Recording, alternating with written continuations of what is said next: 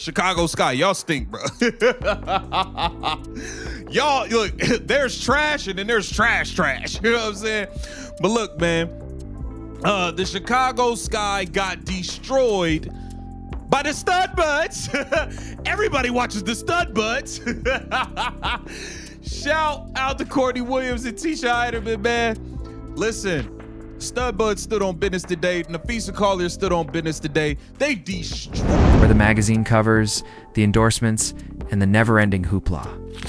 Not long ago, Angel Reese performed so disastrous that it could reveal the unpleasant reality of her painstakingly built brand. The WNBA's next big star has been marketed to the globe for months as a fierce, powerful force who is bound for glory. However, that illusion was destroyed in a single game versus the Minnesota Lynx. It wasn't just a lousy evening. It was a total breakdown that exposed all of her most serious shortcomings. We are discussing a statistical implosion that is too serious to ignore. A disorganized, turnover-prone player who appeared totally confused on the floor was exposed. By this performance, what's even more frightening is that this wasn't an anomaly. It was the point at which the mask finally came off, exposing a devastating play pattern that had been boiling all season. Angel Reese had 9 turnovers. Yo, listen, y'all gotta stop with this point forward foolishness, man. Let's take a look, man. Hold on, man. Y'all be wildin'. Y'all be wildin', son.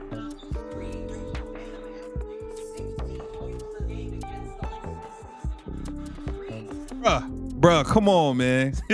Y'all gotta stop. Y'all gotta stop, yo. Y'all gotta stop. In the entire WNBA and Angel Reese in garbage time. We saw it. Angel Reese last year against the Fever with like 2 minutes to go. She needed to, I think it was like 6 points and 3 rebounds. And she went and caught like 2 rebounds and then immediately goes at Victoria. Long just below the surface. Interview. 12. It was intended to be just another game when the Chicago Skyhawks played the Minnesota Lynx. Rather, it turned into a public review of Angel Reese's on-court ruling. The last stat line was terrifying. There were 9 turnovers. For a time, let that number linger. 9. That is more than just a poor statistic in professional basketball. It's an admission. Through their actions, the player admits that they are totally overwhelmed. This wasn't a string of bad bounces or outstanding offensive performances on the part of the opposition. This breakdown was methodical. A fan on the upper deck may have seen the telegraphed passes coming and run down to stop them because they were so evident. Sometimes, when she attempted to dribble through traffic, the ball was taken away from her, like a tourist carrying an open pocketbook in Times Square. In addition to ending a possession, offensive fouls were awkward and poorly timed, giving the opposing side free points. Every turnover was more than just a missed chance. It was a blow to the spirits of her own team. Fast break wrapped gift for the Lynx. With every error, her teammates' vitality was evident. It was a statistical appeal for assistance. The clearest and most convincing proof that the self-assured superstar character breaks down under duress, leaving a player in after this opponent, gets close to her during a box out, grabs her by her hips, and hip tosses her, throwing her to the ground. She stands up, she walks over to this opponent, bends over, screams in her face, and flips her the double bird. That's the WNBA gold. We're gonna get into it. And the laughter. Oh, Angel. Oh, my angel, you're my darling. Angel, angel, angel. You've been playing well, Angel. I give it to you. You've been playing well. But every now and then, those stinkers. Oh, man. Like, there's absolutely no foul in that. She gets a good whistle, jumps up, and then goes at somebody on the other team. Who she go at? She goes at Diamond Miller, her former Maryland teammate. And, like, Angel's 1 tech off a suspension as well. And is like, anytime anyone gets into it with her, she's straight in their face. And I'm like, I don't mind that. But you just gotta be smart. To be fair, this guy sucks, so you might as well just go and take your,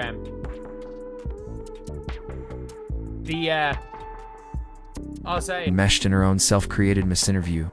Commentators and public relations teams have created a suitable story too. Protect her from criticism.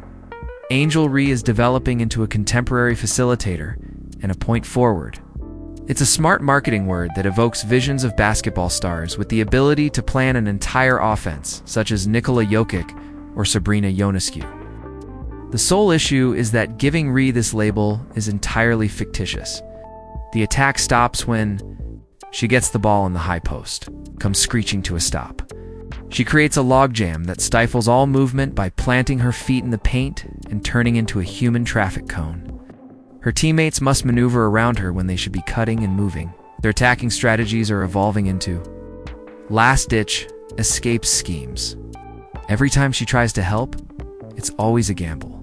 Either a sluggish, looping pass with 5 seconds for the defense to read and intercept, or the ball leaves her hands without a clear target headed for the third row. This is damage control, not a plan. She's a creative passer, so the squad doesn't run plays via her. They're doing it because they need to find her something to do, because she can't shoot consistently from farther than 5 feet. There is a desperate attempt to cover up a basic deficiency with a fancy label. Nonetheless, the illusion is visible. To anyone watching, when I thought she was turning her season around. Just when I thought Angel Reese was graduating from pretend basketball player to make-believe basketball player, the level where it's almost believable that Angel Reese is a basketball player. Just when I thought Angel Reese would pull through in the clutch and do America a favor. With a win last night against the Minnesota Lynx, Angel Reese would have become the most popular player in the WNBA dump. Well, Casey, that's simply not possible. Caitlin Clark will always be the most popular player in the WNBA. I know why people are defending this. Let's get into it. Nneka Ogwumike, she gets up, proceeds to get boxed out, unable to move her opponent out of the way. Nneka Ogwumike retaliates, grabs her by the hips, throws her to the floor, stands over her, screams on her, flips her the double bird. Quinterly, Dallas Wings' teammate, being a good teammate, gets in the middle of the two, pushes Nneka out of the way like a good teammate should. Instead of saying, Nneka, come here, let me get you a hug. No, get up off my teammate, girl. Get up off my teammate. Nneka Ogwumike. 5. Her attitude is an even more concerning problem than her turnovers and offensive problems. Angel re-engages in play with a fuse that is so short that it is essentially undetectable. And her technical fouls are a ticking time bomb. She is always in danger of being suspended, which is a self-imposed liability that might cripple her squad at the worst time. This passion is more than just competitive. It's a losing control pattern. Naturally, the Alyssa Thomas incident is the most notorious example. Simple box out turned into a full-fledged hip toss, which is a maneuver better suited for a wrestling ring than a basketball floor. It was a risky and careless play that revealed a startling disregard for the security of an opponent. However, that was only one instance in a lengthy string of violent highlights. She is always looking for conflict, intimidating opponents after each small win and obstructing referees when they are making calls. Although she lacks the discipline to support it, she has accepted the job of an enforcer. Being aggressive the time is not a sign of leadership. This indicates immaturity. It's a DMN liability that frequently places her team in a precarious situation. I'm telling you, with a win last night, Angel Reese would have surpassed the Rue from Waterloo in popularity. Now, I am not saying that her dozens of aliases would have passed Caitlin Clark, but Angel Reese herself, she definitely would have. Going into the game last night, Cheryl Reed, the head coach of the Minnesota Lynx, she told the doofus duo who refer to themselves as stud buds, she told them if they lost this game to the Chicago Bravado, they would no longer be allowed to stream on Twitch. So Angel Reese, the most toxic player in all of basketball, is out here slapping clipboards out of her coaching staff's hand because she's so mad her team committed a foul in the crunch after she shot 15 free throws this game. This is the lowest of the low disrespect that you can show to your coaching staff. She trying to get y'all locked in, worried about the next play, and you so toxic with your terrible, awful attitude that you slap. Where they must manipulate her erratic emotion. Doesn't limit her strong, temper to referees and opponents. In one of the most astounding demonstrations of Reese, was caught on camera slapping a clipboard straight out of her assistant coach's hands during a timeout, demonstrating the lack of professionalism that has been evident in recent years. The power dynamics of the Chicago Sky were revealed to the globe in that one startling instant. That was an act of outright disrespect. A clear indication that she thinks she is better than coaching. It begs the horrifying issue of who is really in charge of this squad, which the front office must be asking itself. It looks like the coaching staff is being held captive. They are caught between the necessity of enforcing discipline and the anxiety of upsetting their biggest celebrity, who serves as their most valuable marketing tool. A media frenzy would result from benching her. It would be career death to publicly criticize her, are therefore forced to control her ego, tread carefully around her emotions, and hope she doesn't totally collapse. There was more to the clipboard slap than just annoyance. A declaration was made. It demonstrated that the star player on the Chicago Sky doesn't respond to the coaching. She gets responses from the coaches. Guys, Angel Reese is going to be suspended. Shortly this season, she has committed 7 technical fouls. Additionally, she would have already been suspended. If this had been the final season in a 44-game season, she would have been suspended by now. The fact that her admirers are claiming that none of the texts are justified is actually one of the funniest aspects of this. Every one of them has a warrant. Her supporters go to the same safe haven, the box score, whenever there is criticism of her play. However, they scream that she had a double-double, as though that one statistic cleanses her of all transgressions. A stat like 14 points and 12 rebounds appears good on paper. However, these statistics are what are known as empty calories. They have no nutritional benefit for a winning squad, despite their attractive appearance. If you look more closely, the story falls apart. Analysts refer to the rebounds she grabs after her own failed shot from point-blank range as self-assisted boards, which account for a sizable percentage of her total. She's not in control of the glass, she is tidying her own mess. Her point totals are the result of sheer volume rather than effectiveness. She has to steal the offense and shoot with a field goal percentage that would make a 1950s center shudder in order to score a molehill of points.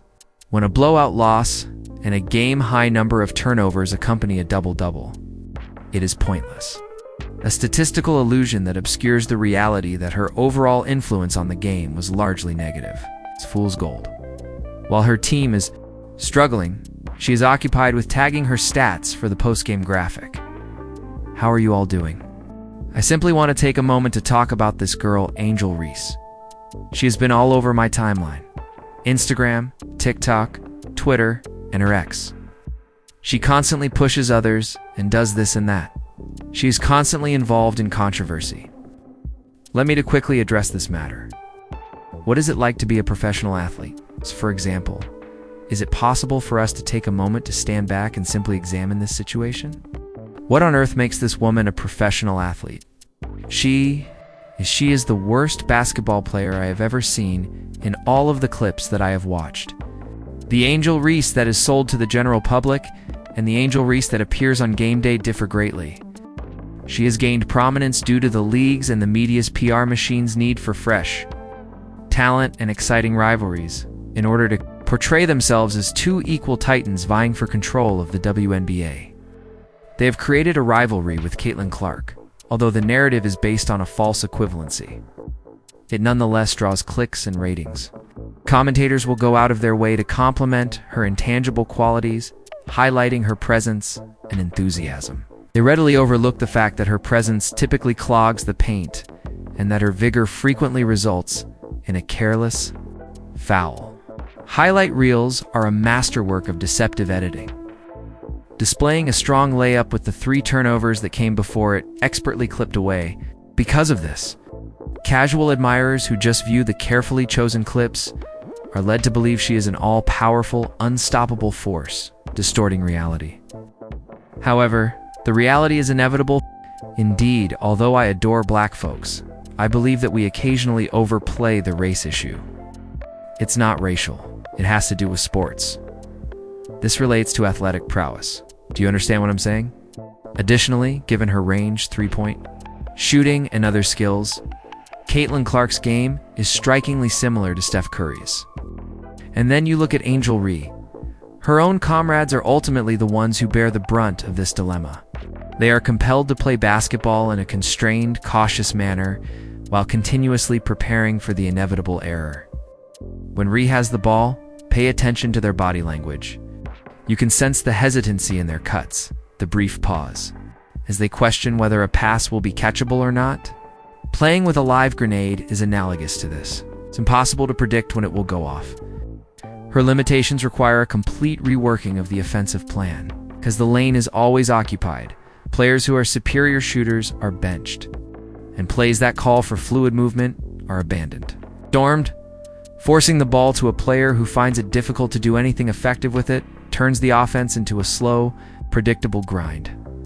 This isn't team building. It's giving up the group for the individual. It's not Angel Reese who powers the Chicago skyline.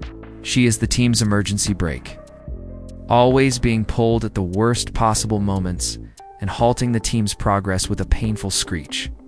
I apologize, but Angel Reese must be the worst basketball player ever. I'm not sure anybody needs to hear this. She is the worst player in basketball history. I mean, do any of you people not get this? She just scored 2 points and pulled down 12 rebounds. Really? Bro, she missed a rebound and a few of shots. She pulled down just 12 rebounds. 12 rebounds, not just 1, 2, 3, 4, or 5. This returns us to the main source of discomfort, a marketing dream and cultural icon. Angel Reese has given the WNBA a level of enthusiasm and attention never before seen. Her contribution to the league's image is indisputable. She is a maelstrom of paradoxes on the court. Though she is a highly skilled rebounder with remedial footwork who exudes confidence but struggles with bad decision-making. Although she disrespects her own coaches and leads the league in technicals, she presents herself as a leader. The star is now but a sight. The Chicago Sky and the league at large are thus faced with a risky dilemma. Is it really possible for a team to create a championship culture around a player who is so inherently unstable? Or is her stardom just too costly, destined to burn bright and hot, but eventually destroying the prospects of her own team ever winning? Her career and the future of a whole franchise will be determined by the response.